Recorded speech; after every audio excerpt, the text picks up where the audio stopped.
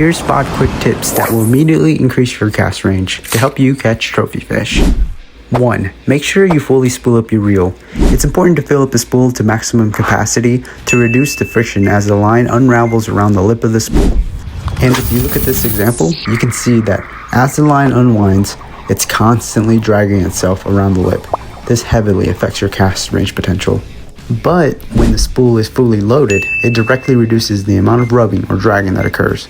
That's why it's so crucial to spool up the reel fully. Just be careful not to overspool the reel, as that will cause more tangles and wind knots. I recommend just lining it up to be flush with the lip of the spool, which has provided the most consistent results for me. You can expect a 10 to 15% increase in casting distance using this method alone. 2. Use smaller and thinner lines. Braided fishing line is usually best, and I highly recommend specifically using 8-strand braided lines. 8-strand braid is more round and smooth, perfect for casting further. And if your braided line sounds like this, then chances are you're using 4-strand braided line.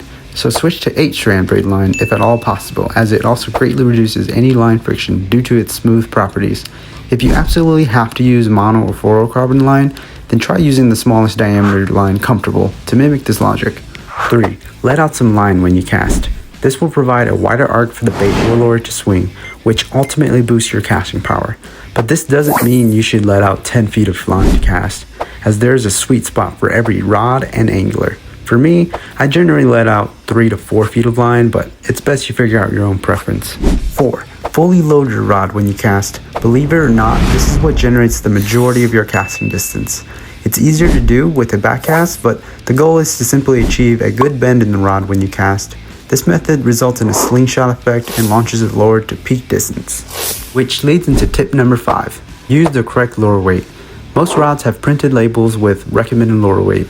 This one, for example, recommends 1 to 4 ounce lures. Using lures that are too light will not fully load the rod, and too much weight can break your rod. So it's important to use the proper lure weight to enable max potential, as well as other benefits such as better control and hook sets. Lastly, 2 more commonly heard advice are to use a longer fishing rod and better aerodynamic lures. Both are tried and true, and when you implement all of these methods, then your casting distance can potentially double.